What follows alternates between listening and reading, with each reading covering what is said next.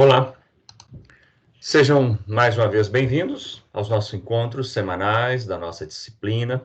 Nós vamos discutir hoje uma questão bastante presente na nossa atualidade, infelizmente, que é a questão do racismo e do racismo estrutural, um conceito polêmico na nossa sociedade.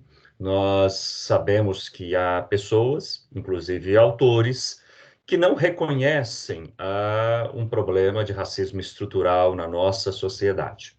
Tanto que cunharam uma expressão em que nós já começamos a nossa aula fazendo uma negação dessa expressão e chamando a atenção para uma expressão inapropriada, né? Quando alguns intelectuais, algumas pessoas afirmam que no Brasil há uma espécie de democracia racial. Essas pessoas se ancoram no fato de não ter havido no Brasil, de não existir, né, tanto na nossa história como no presente, uma situação de segregação racial, tal como nós verificamos em outros países, como os Estados Unidos, o Reino Unido e também na África do Sul, principalmente o evento histórico localizado, o Apartheid. O Brasil, de fato, não experimentou uma segregação, uma separação entre brancos e negros, seja na sua localização geográfica, né? Nós não temos bairros de negros, bairros de brancos, embora nós saibamos que na periferia e nos locais com menor renda, majoritariamente a população é negra. O Brasil não experimentou segregação em espaços públicos, como eventos. O Brasil não experimentou segregação em escolas, embora também tenhamos escolas carentes com maior população. Mas o Brasil tem estatisticamente uma presença negra majoritária nas estatísticas que demonstram os efeitos da escravidão. Então, o negro ele vai ser mais encontrado nas estatísticas da população carcerária, nas estatísticas dos empregos de baixos salários. O negro vai ser encontrado nas estatísticas, como agora, de pessoas mais afetadas pela Covid, ou seja, nós percebemos um racismo estrutural, talvez essa seja a melhor palavra, o melhor conceito para se compreender a questão racial no Brasil. Ele é estrutural, ele está na estrutura das relações sociais brasileiras. Não é possível se falar adequadamente de democracia racial, porque o Brasil não é uma democracia racial. As pessoas que usam esse termo também se amparam no fato de que não houve uma escravidão com enorme violência contra indivíduos negros. Embora nós saibamos que os indivíduos negros são os que mais morrem vítimas da violência policial. O fato de não haver, tal como em outros países, uma violência muito pujante contra indivíduos negros, também fazem com que as pessoas acreditem. Mas nós começamos essa aula reafirmando de que não se pode falar de uma democracia racial no Brasil, porque os efeitos da escravidão, os efeitos do racismo, os efeitos dessa questão estão aí presentes na sociedade. Basta queremos enxergá-los, né? Eles estão pujantes. Então, nós vamos iniciar essa aula nessa contraposição. Existe no Brasil racismo estrutural. Isso está claro, convicto, e nós vamos trazer vários elementos nessa aula para corroborar isso.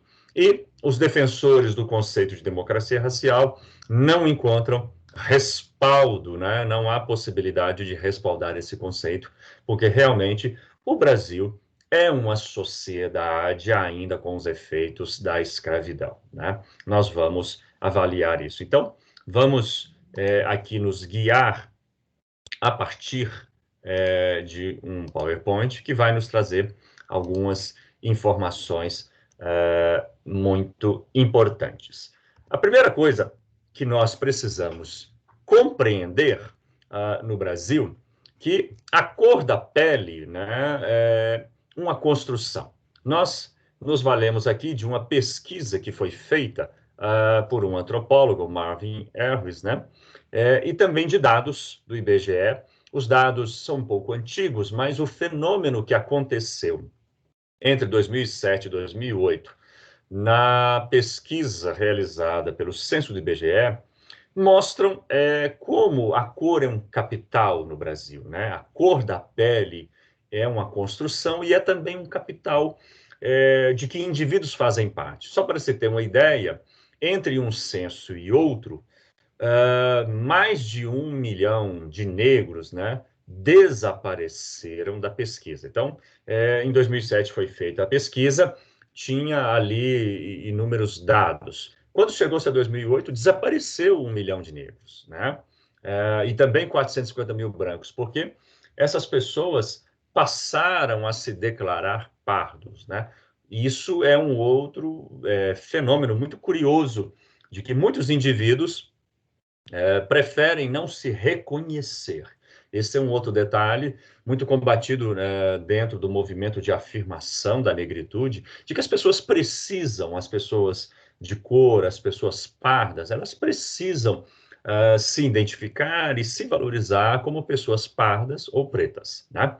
Então, do mesmo modo, a contribuição do antropólogo Marvin Harris é de que condições favoráveis de vida podem embranquecer, né, indivíduos, sejam eles pretos, porque a sua melhora de condição pode dar a eles um capital tal como o das pessoas de pele clara, como também, e isso é curioso, pessoas de pele clara que vivem em situações muito precárias, elas podem escurecerem, né?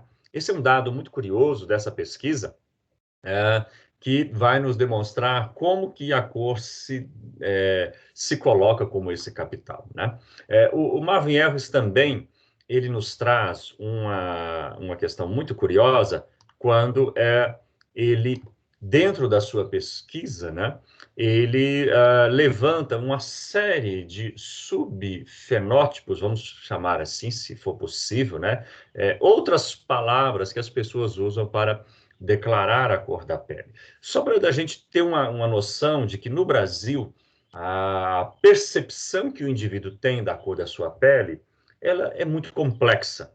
Veja a quantidade de adjetivos e de outras possíveis cor da pele, embora hoje nós tenhamos o padrão branco, preto, pardo. Mas na época, em 1970, olha como as pessoas se declaravam quando perguntadas a respeito da cor da sua pele, né? Veja bem, acastanhada, alva escura, amarelada, ave rosada, alvarenta, alvarinta, alvinha, amarela, amarelo queimada, amarelosa, amorenada, avermelhada. Cor azul, olha que coisa repleta de significado e de preconceito. Cor baiana, né? Olha como você atribui a cor à região de onde as pessoas provêm. Bem branca, avermelhada, branco melada, branco morena, branco pálida, branco queimada, branco sardenta, branco suja. Outro problema muito curioso, branquinha, bronze. Isso também nos demonstra, muito curiosamente, que no Brasil, nós já havíamos falado há pouco, de como que a questão social também atravessa a cor. Nós temos essa situação. Um negro no Brasil, de acordo com a sua condição social, ele pode ser, prestem bastante atenção, um branco muito pobre, um mulato muito pobre, um mulato pobre, um negro pobre, um negro medianamente rico. Ou seja, todas essas pessoas que nós citamos aqui, elas vão escurecer por causa da sua questão de posses financeiras. Então, os antropólogos eles costumam dizer, a pessoa que tem a pele clara, mas vive numa comunidade de baixíssima condição, em situações muito precárias, essa pessoa, na sociedade brasileira, dentro das condições, ela vai ser como se fosse um negro. Ela vai ter as mesmas dificuldades de um negro, ela vai ter as mesmas restrições de ascensão social, de direitos, de reconhecimento e de invisibilidade. Olha o outro lado bastante curioso. O que é um branco na sociedade brasileira, né? Daí que a questão social ela também se junta com o racismo.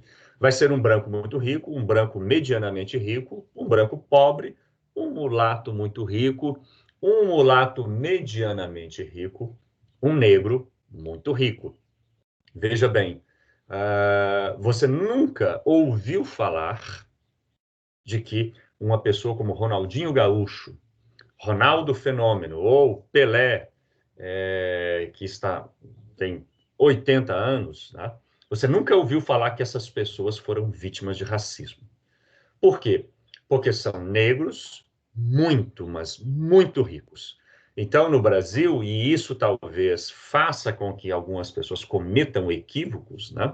Dizendo que no Brasil não tem questão racial, ou de que queiram julgar a questão racial para a questão social, econômica, financeira, mas a questão social ela participa do problema do racismo. Então, negros com posses, negros de excelente condição, eles vão se emancipar e vão se elevar a categorias de branco, né? Como se fossem pessoas de pele clara. Bom, entendendo que a questão racial não está apenas na cor, no fenótipo, né, e na condição social, nós vamos entender que ser branco no Brasil é um conjunto de atitudes e privilégios políticos e econômicos que a nossa sociedade atribui para as pessoas, né? Então, é importante nós começarmos a entender que cor da pele no Brasil está associada a privilégio e possibilidades de ascensão. E daí que vem uma das formas de discriminação a que os negros estão sujeitos, a discriminação econômica, a discriminação ocupacional, porque a sua cor da pele, de certo modo, vai te causar impeditivos para você ascender-se profissionalmente e assim socialmente, né? Daí, então, que diversos movimentos procuram reafirmar a identidade afro, além de combater essa postura, essa ideia no Brasil de sempre valorizar a pele branca, a cultura eurocêntrica, né? E de colocar os negros numa condição de assujeitamento e, em alguns casos, de invisibilidade, né? Então, todas essas políticas, todos esses movimentos precisam ser valorizados. Os indivíduos precisam se dar conta, principalmente, nós estamos aqui em Belo Horizonte, uma cidade em que a população negra ultrapassa 50% da cidade. Então, nós temos uma cidade de maioria negra e parda, e é muito importante que as pessoas se deem conta. Quando nós falamos de questão racial, é muito importante nós fazermos um movimento na história para a gente poder compreender. Vai ficar extremamente difícil falar de racismo estrutural, de identificar sem causar exageros ou qualquer outra questão, se nós não formos na história. É muito importante partirmos da ideia de que a população negra no Brasil, ela ficou esquecida, alijada por causa de mais de 200 anos de escravidão.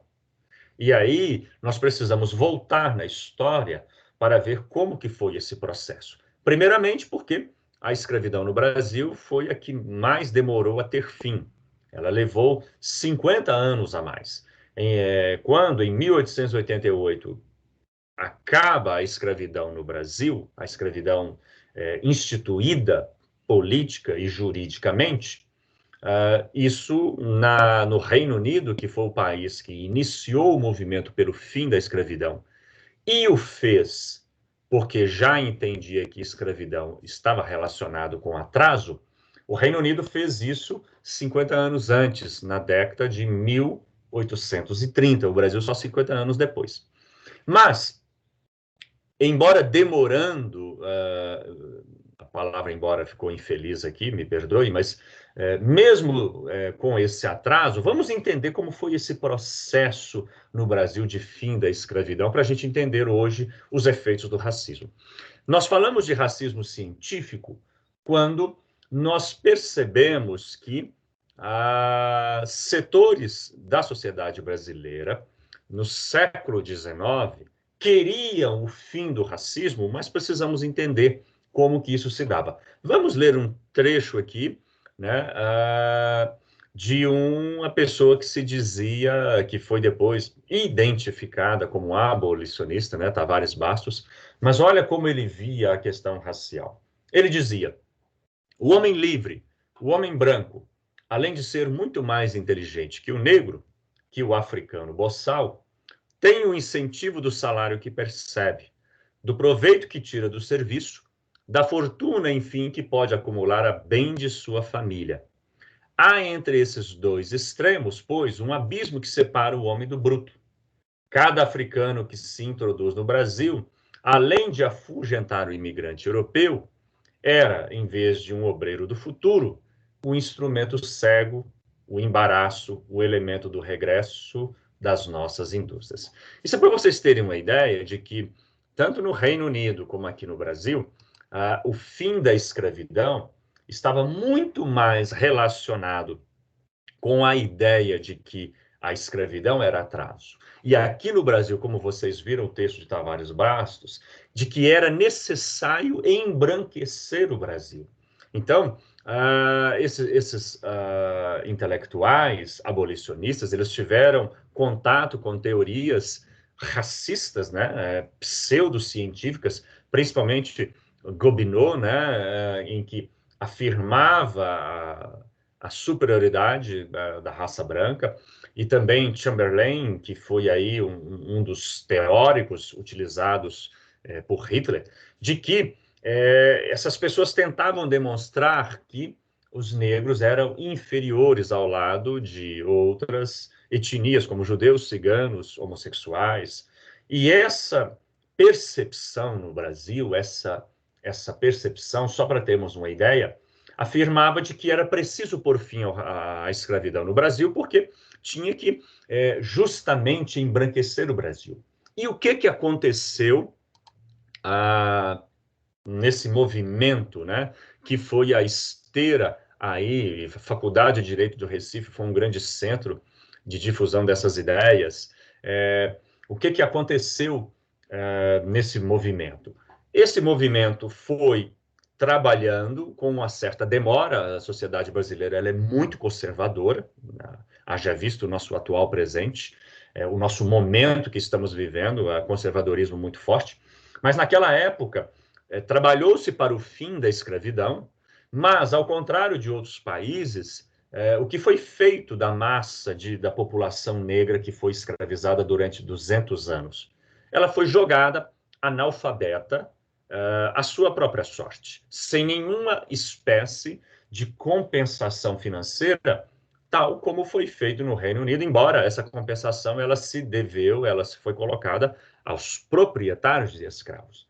Mas, com o fim da escravidão, estes negros se viram analfabetos e, na maioria dos casos, não adaptados, né? Ou seja, era uma mão de obra desqualificada, porque a ideia desses abolicionistas era por fim a escravidão, ao atraso brasileiro. Vocês viram o texto de como que era visto o indivíduo negro, trazer a imigração europeia e, consequentemente, a partir da imigração europeia, trazer elementos da industrialização, porque o Brasil era, naquele momento, mais ainda, hoje ainda é, um país muito marcado pelo agronegócio, né? Um país rural, um país ainda muito forte pela agroeconomia.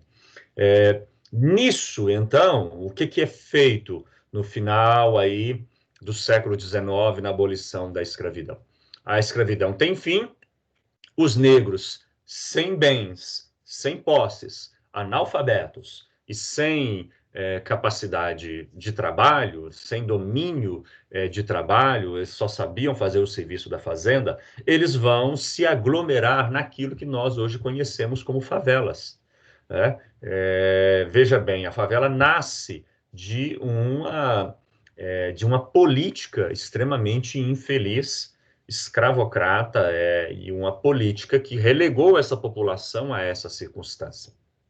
E o país, o que ele faz? Ele começa a favorecer a vinda de estrangeiros, primeiramente italianos, alemães e depois japoneses, e no século passado aí com uma leva muito grande de pessoas de diversas culturas.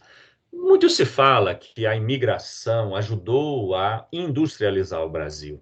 Não, não se nega, não é isso. Nós temos entre nós, nas nossas famílias, nós temos pessoas que são descendentes dos imigrantes. Mas o que nós estamos colocando aqui foi o processo mesclado de racismo científico, a política que pôs fim à escravidão, mas que não criou mecanismos de compensação, seja alfabetizando esses negros, seja dando a eles condição, como foi feito em muitos outros países.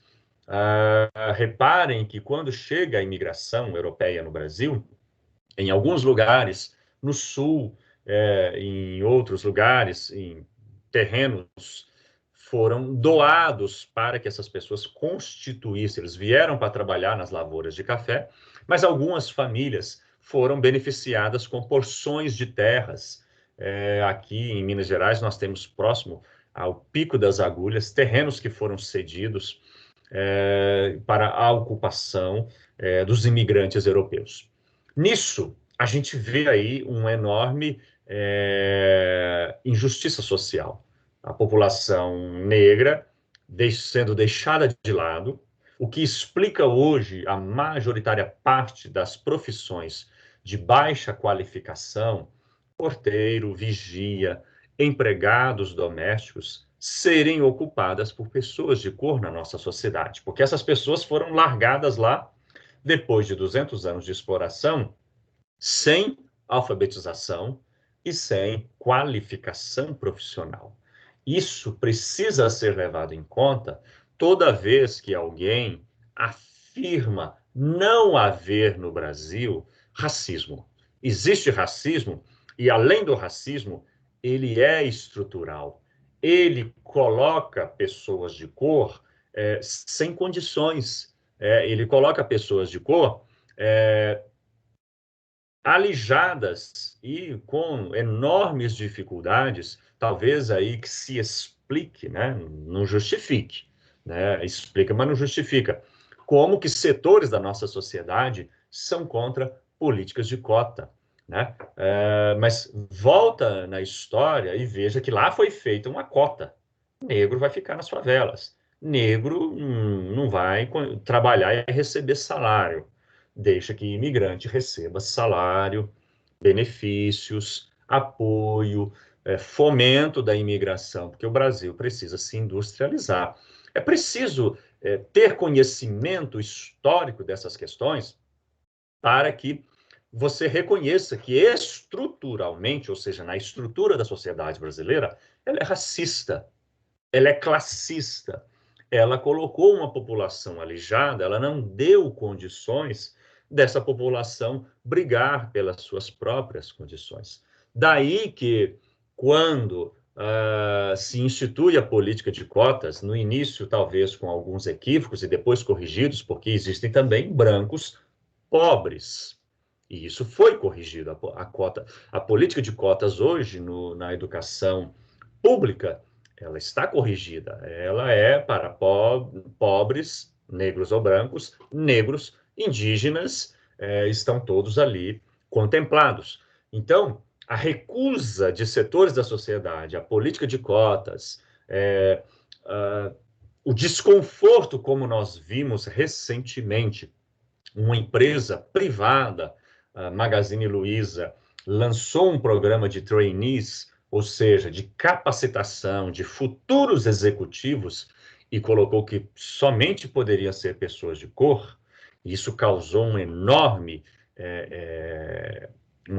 polêmica, justamente porque muitas das vezes não se quer reconhecer o racismo estrutural e a necessidade de compensar e de equilibrar esses desajustes, do mesmo modo como muitas pessoas se reafirmam, não quero, não tenho interesse de que pessoas de cor recebam cotas ou benefícios. Não se quer reconhecer.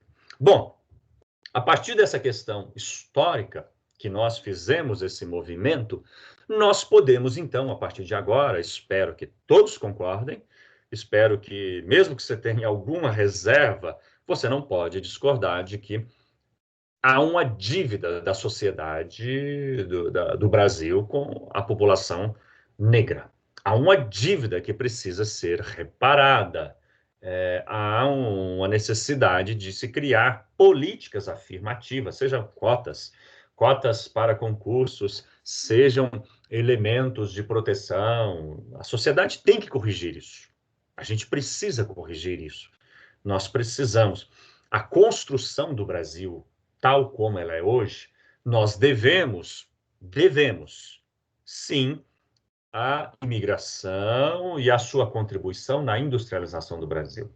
Mas nós também devemos principalmente a contribuição da população negra, que, por meio da escravidão, contribuiu com a riqueza do Brasil, o desenvolvimento do agronegócio.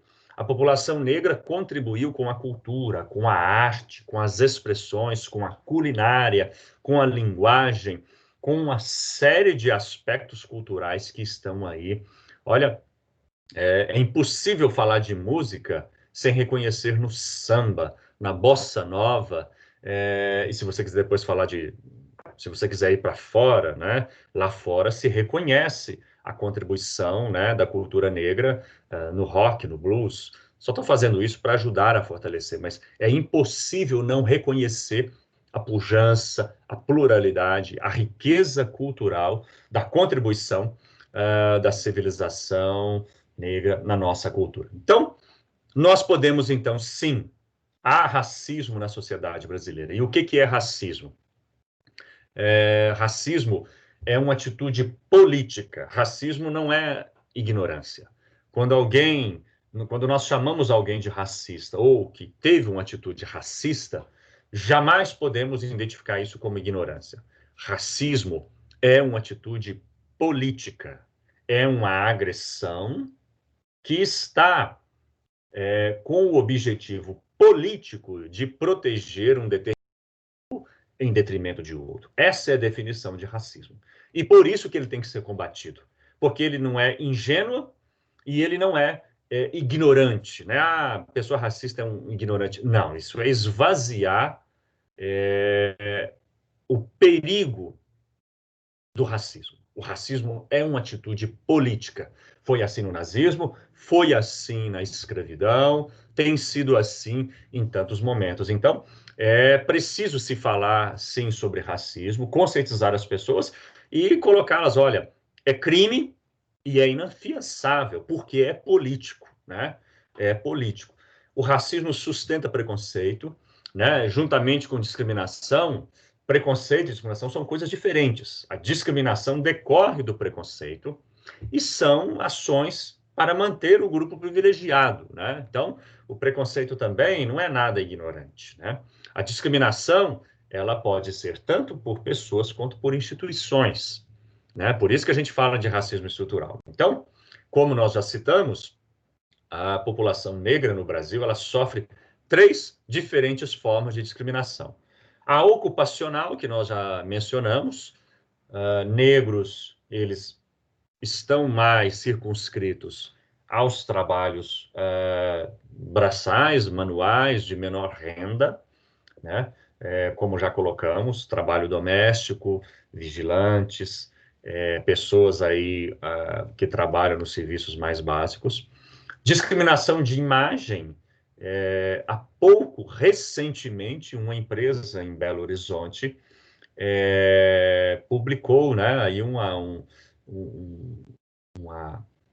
um anúncio de vagas em que pessoas de cor e pessoas obesas não poderiam, não entrariam na classificação. E, consequentemente, a discriminação salarial, ganham menores salários, né? Dessa maneira, então, é importante chegarmos a algumas conclusões. E quais seriam essas conclusões? Primeiro, a identificação, sim, claramente, de que no Brasil há uma discriminação, há um racismo estrutural. Ele está na estrutura da nossa sociedade. Negar isso é politicamente não querer o fim do racismo e, principalmente, é não querer a mudança das estruturas que privilegiam pessoas de pele clara. Aí vem daquela época que nós vimos lá, do século XIX, aquela questão do capital social da cor, né? Há uma identificação de que o fenótipo branco europeu, ele é o fenótipo desejado. A gente percebe isso claramente nas novelas, claramente em programas da televisão, claramente na escolha de pessoas que vão atuar como modelos. Tem havido mudanças? Sim, tem havido, e elas são celebradas, tem havido pequenas mudanças, mas há um custo muito grande e principalmente com reações muito pontuais e muito presentes no atual governo. Nós temos um instituto, né? Nós temos um departamento do governo comandado por um indivíduo negro que nega o movimento afro, que nega historicamente as conquistas da população negra. E isso é muito preocupante quando indivíduos de cor, além de não reconhecerem o racismo, negam a necessidade de luta por cotas e por políticas de ação afirmativa. Do mesmo modo, para se pensar, talvez, questões ligadas profissionalmente, no caso da psicologia, a necessidade de se pensar numa clínica e numa atuação que reconheça o sofrimento psíquico de jovens e de pessoas de cor que sofrem em decorrência do racismo, questões ligadas à angústia, autoestima e outros sofrimentos. Isso é uma questão, até porque a psicologia no Brasil é muito dependente de um modelo europeu norte-americano. Mas é muito importante que os profissionais da psicologia reconheçam esse sofrimento, reconheçam, sim, principalmente nesse momento em que nós temos, de alguns anos para cá, o aumento, né, e deve ser celebrado, de psicólogos de cor, que veio justamente na esteira da política de cotas e do aumento de indivíduos de cor que passaram a frequentar os bancos das faculdades.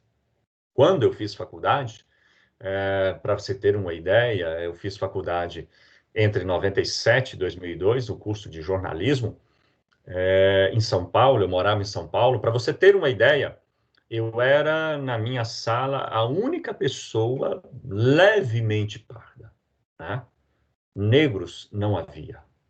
Para você ter uma ideia, numa sala de 43 estudantes de jornalismo, em 1997 a 2002, eu era a única pessoa destoando ali. Se você olhar para o lado hoje, nós vamos verificar, sim, a política de cotas no ensino superior foi um grande avanço. Houve atropelos, houve falhas, mas foi um enorme avanço, né? Nós costumamos dizer aqui, em Belo Horizonte, a PUC ficou parda, a PUC empardeceu, e isso é uma celebração. E já temos médicos negros, já temos paulatinamente um processo que vai sendo colocado. Mas ainda estamos muito, muito, muito longe de termos uma posição, uma situação em que pessoas de cor possam ascender com maior facilidade no Brasil. Só para vocês terem uma ideia, vou citar, para concluirmos, dois eventos significativos. Um neurocientista que esteve no Brasil há alguns anos, né, não faz mais do que 4 anos, foi convidado, ele é um especialista, autor de livros, justamente sobre a questão das drogas, majoritariamente na população de cor.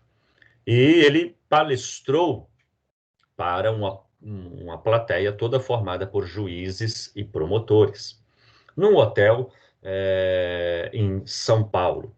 E uma das suas primeiras palavras foi justamente chamar a atenção da plateia. E ele disse: vocês deveriam se envergonhar, porque eu não estou vendo negros na plateia. Não estou vendo negros que são juízes e promotores. Tinha acho que um ou dois numa plateia de mais de 200 pessoas. Ele, um norte-americano, de um país com enorme agitação racial, principalmente depois dos casos, né, de violência e truculência policial, o assassinato de George Floyd, seguido de dois outros eventos. E ele disse: vocês tinham que se envergonhar de ainda não terem criado mecanismos para que pessoas de cor ascendam profissionalmente e assim socialmente. Porque uma das suas contribuições é justamente essa, dizer que os negros são os mais envolvidos com o tráfico na população carcerária é justamente porque efeito do racismo estrutural. Então, uma sociedade que diz que a maioria dos negros, a maioria do crime, a maioria da população carcerária, dos traficantes, está entre a população negra, é porque não quer reconhecer que essas pessoas estão aleijadas. E o outro evento, um pouquinho voltando no tempo, aí foi bem no início do programa Mais Médicos, de um governo anterior, que foi justamente aquele movimento de permitir que médicos de Cuba viessem para o Brasil e pudessem levar assistência médica para aqueles lugares onde não eram atrativos para os médicos brasileiros, né? Locais no norte do Brasil, nordeste, junto a comunidades ribeirinhas e populações indígenas. Então, lá no Rio Grande do Norte, quando o avião pousou e desceu os primeiros médicos cubanos, obviamente de cor, a jornalista do Rio Grande do Norte se assustou e disse: coitado dos brasileiros que vão receber esses médicos. Eles se parecem com a minha empregada doméstica. Ou seja, uma afirmação duplamente racista e classista. Primeiro, de ter um enorme preconceito de considerar que um negro não possa ser um médico. Daí o avanço de Cuba em relação a nós nesse quesito, né, no quesito da educação. E um preconceito classista de achar que uma pessoa, devido à sua cor, ela tem que ficar relegada a uma profissão de baixo nível. E é uma das coisas que precisa ser combatida na sociedade brasileira, aquela de achar que o trabalho doméstico, que em outros países as pessoas têm que fazer, mas aqui a gente tem esse privilégio de pessoas que podem fazer para nós, porque esses outros efeitos do racismo, né? A gente cria estamentos, pessoas que vão viver, vão trabalhar por um salário pequeno. A ideia de que essas profissões de baixo nível, elas precisam ser ocupadas por pessoas de cor. É isso. Como se combater? Valorizar todos os movimentos de afirmação da cultura e da identidade afro, reconhecer e combater o racismo estrutural na sociedade brasileira, discutir e aperfeiçoar todas as políticas afirmativas, as políticas de cota, as políticas que procuram compensar, as políticas que procuram enxergar a população de cor e de dar a ela condições para que possam ascender-se profissionalmente e criar equilíbrios nas distorções. É isso.